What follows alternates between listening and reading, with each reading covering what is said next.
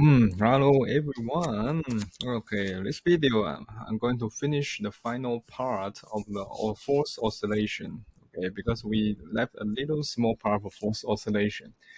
And in previous video, we have already demonstrated what happened when you're in force oscillation, what happened when you apply angular frequency close to the natural angular frequency. And this particular situation happens is called resonance. And at the resonance, your phase leg or phase constant or leg is equal to 0. Okay, and that means your applied force and your velocity of system is at the same phase. So, at this particular moment, your system suck up all your applied energy, and then your system will experience a very violent oscillation. The amplitude oscillation just shoot up incredibly.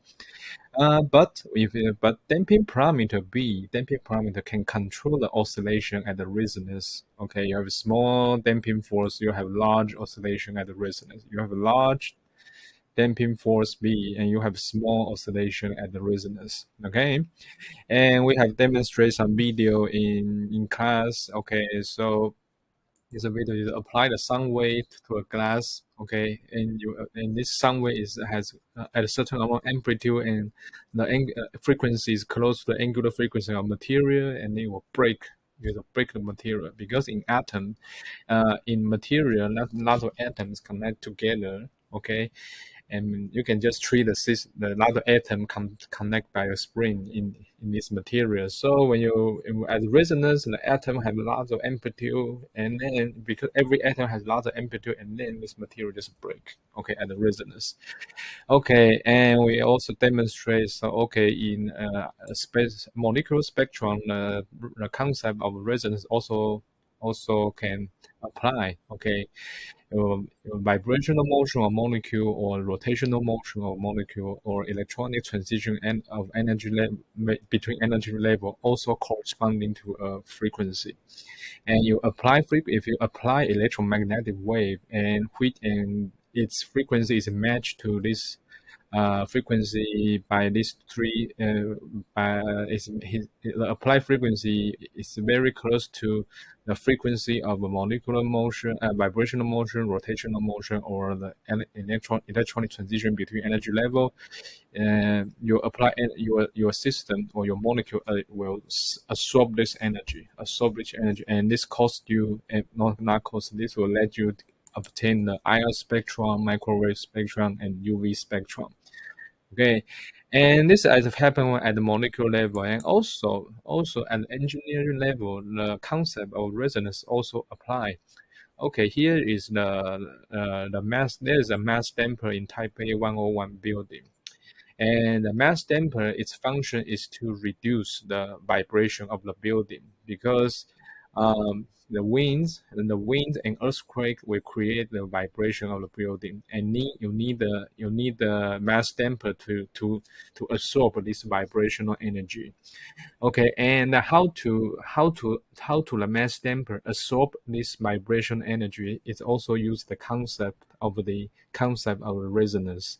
Okay, and engineers, they can measure the natural frequency of the building, natural angular frequency of the building. And then the mass damper actually is just like a pendulum. Okay, that's like pendulum. And pendulum, previous video we say the pendulum, the period or frequency of the pendulum is depends on its length. Okay, so after you know the natural frequency of the building, and then you can control the frequency of the pendulum by changing its length. You just make your pendulum, the oscillating frequency is very close to the natural frequency of the building, and then that's called resonance, right? Okay, this uses the concept of resonance. So if the pendulum has a very similar frequency as the natural frequency of the building when it's vibrating, and then it's vibrate, like the vibrational energy will go into the mass damper. Okay, using the concept of the resonance, the vibrational wave energy of a building will go into the mass damper, and then when energy goes through the mass damper, okay, and there's four damper here. Okay, there's a fourth damper, and this damper, okay, and the vibration energy going to the damper, and this damper absorb this vibration energy and can reduce the oscillation of the building. Okay, so this is very clever design. Okay, just use the concept of resonance. Okay, at the resonance, when you, yeah, it's a very interesting phenomenon. Okay, at the resonance, your energy just going to the pendulum. Okay, if your frequency of pendulum is very close to natural frequency of the building. Okay, the vibration energy just go into the pendulum, and the damper just absorb energy and reduce the vibration. Okay, so in the fourth oscillation, our final part is, okay, there's some small thing is called Q factor, and Q you can see is a quality. Okay, quality factor. Okay, I think it's worth to mention this. Okay, maybe in the future you will quality quality. Okay, maybe in the future, maybe if you do study some maybe RLC circuit, you'll heard this, or electromagnetism, you will heard this terminology. So, and what's the Q factor? Actually, is also it's relates to the force oscillation. That's so. Here is the definition of the Q factor. The Q factor is average of mechanical energy in period. Okay, divided by average energy loss in lost energy in period. Okay, so you can see, okay, by its definition, you can see, okay, so this Q factor, the Q factor can describe how good is your oscillation or how much energy loss still in the force oscillator. Okay, if you have large Q factors, okay, if you have large Q factor, okay, if you have large Q factor, okay, by this definition, you have the loss energy, you have fewer loss energy. Okay, so if you have low Q factor, that means your loss is up. Okay, so it's a like I said, it's a quality factor. It can quantify how good is your oscillator. Okay, and the Q factor. Okay, we can also use the mathematical we can use math to demonstrate that the Q factor just equal to something in your absorption spectrum. Okay, here. Okay, in absorption spectrum. Okay. Okay. Okay, I have demonstrated mathematical derivation for this. Okay, and tell you where this formula comes from. Okay, the average mechanical energy in period t divided by average energy loss in period t times 2 pi just equal to some quantity in your absorption spectrum. Okay, actually, this is just the spec. We can just it's very similar to the amplitude spectrum we see in the previous lecture. Okay, let's just change the name. Okay, it's called power dissipate spectrum. Okay, and as a resonance, you have a lot of power dissipate, right? Because your system suck up all your energy, so that's why lots of energy dissipate. Lots of energy dissipated. Okay, so this spectrum is very similar to what you see in the amplitude spectrum. Okay, and for this spectrum, okay, we see there is a maximum position for this maximum. Okay, this is a maximum. And we are also interested in the half power dissipate here. Okay, if you draw a line from the half power here, it will cut 2 points. Okay, and these 2 points and corresponding to their frequency omega 2 and omega 1. And omega 2 minus omega 1, this is a name, it's called fold width at the half maximum. And its abbreviation is FWHM, fold width at half maximum. Okay, this denominator is the full width at half maximum. And the numerator is just the natural frequency of your system. If a natural of system, okay, we can use the mathematical derivation to show this, and you can check my calculation notes if you are really interested. Okay, lots of mathematical work. Okay, So okay, so that means this equation means we can from this spectrum, from this absorption spectrum, we can calculate the Q factor just from the just from the absorption spectrum, because if you from its original definition, yeah, it's very difficult to calculate average mechanical energy and average loss energy just from its original from its definition.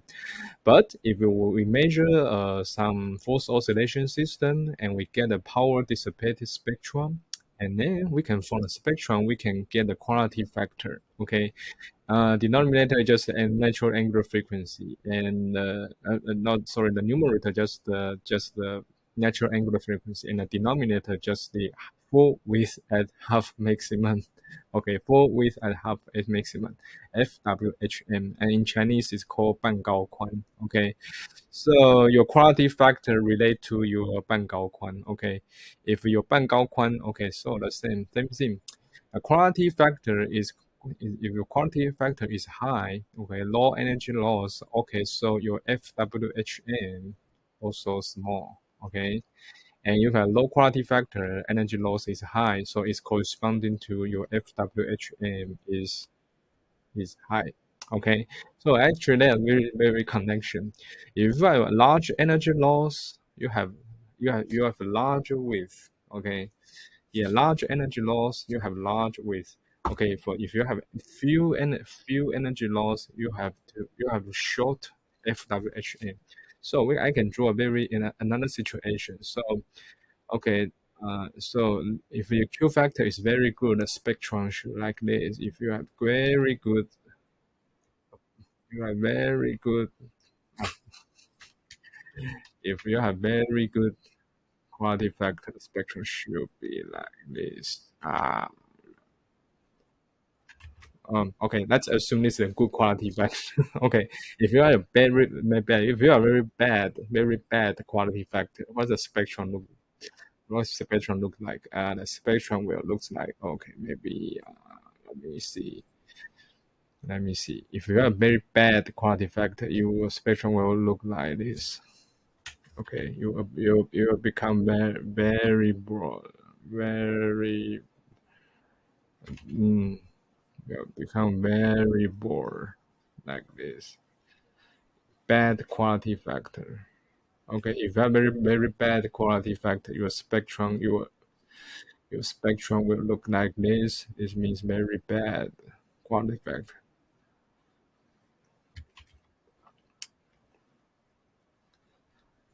Okay, it's very bad quality factor. And a bad quality factor, you have a large